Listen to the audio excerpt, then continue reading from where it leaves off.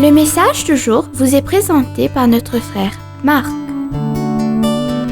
Salut, chers bien-aimés de notre Père Céleste. Aujourd'hui, nous regardons ensemble la quatrième et dernière raison pourquoi il est si difficile pour les chrétiens de prier. Quatrièmement, parce que certains chrétiens ne croient pas que Dieu entend leurs prières. Oh oui, cela peut sembler étrange, mais c'est vrai. Bien-aimés, avec le temps, de nombreux croyants se découragent à cause des prières sans réponse. Et finalement, ils abandonnent tout simplement. Ils pensent peut-être que je manque de foi. Ou tout ce que je sais, c'est que la prière ne marche pas pour moi. Et pourquoi devrais-je prier si ça ne marche pas? Bien-aimés, les Israélites du temps d'Ésaïe avaient la même attitude. Ésaïe a écrit « Ils me cherchent tous les jours et prennent plaisir à connaître mes voies, comme une nation qui pratique la justice. Ils me demandent, ils prennent plaisir à s'approcher de Dieu. Cependant, pourquoi avons-nous jeûné, disent-ils, et tu ne nous vois pas? Pourquoi nos âmes sont-elles affligées, et tu ne prêtes même pas attention ?» Ésaïe 58, versets 2 à 3. Bien-aimés, ces gens accusent Dieu de négligence envers ses enfants. Ils disaient « Nous aimons Dieu, nous faisons le bien et évitons de pécher. Et jusqu'à présent, nous avons été fidèles pour le rechercher dans la prière. Mais vous savez quoi? Il ne nous a jamais répondu. Alors pourquoi devrions-nous porter affliction à nos âmes devant lui?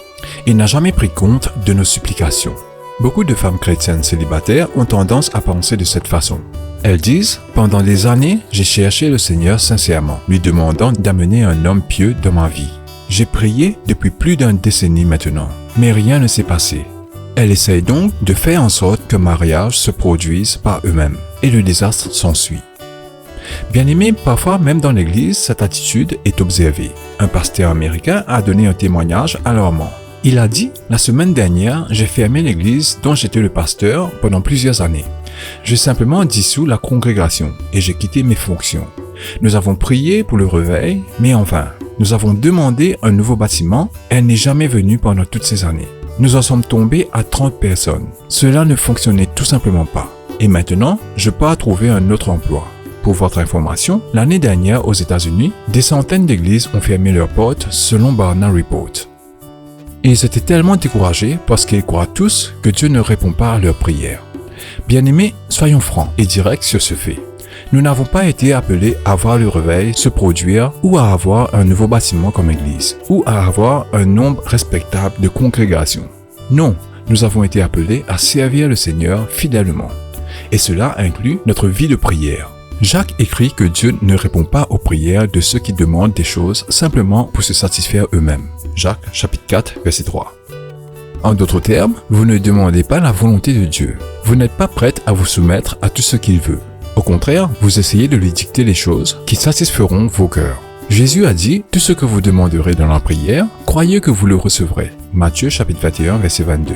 En termes simples, le Christ a dit « Si vous croyez vraiment, vous serez prêts à attendre et à attendre une réponse de votre Père Céleste, et il répondra. » Bien-aimés, si Dieu a retardé particulièrement la réponse à une de vos prières, vous pouvez être sûr qu'il teste votre foi. Il veut que vous lui faites confiance, quand il semble être silencieux.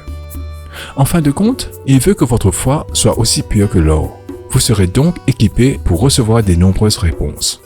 Bien-aimés, je vous en prie, allez régulièrement dans le lieu secret et cherchez-le de tout votre cœur. Ce sera votre réponse à un mariage guéri, aux membres de la famille non sauvés, à tous les besoins de votre vie. Votre réponse peut ne pas venir pendant la nuit. Pourtant, Dieu fera son œuvre en son temps et à sa manière. Votre part est de croire qu'il est fidèle pour répondre. Parce que vous êtes son enfant bien-aimé. Que Dieu vous bénisse tous. N'oubliez pas la louange, l'adoration et la dîme à l'église le dimanche. Profitez-en avec vos proches et essayez de trouver un peu de repos. Lundi matin, nous examinerons les promesses de Dieu pour répondre à nos prières. Au revoir. Si toi aussi tu crois que la parole de Dieu est une bénédiction, partage-la et sois une source de bénédiction pour les autres, toi aussi.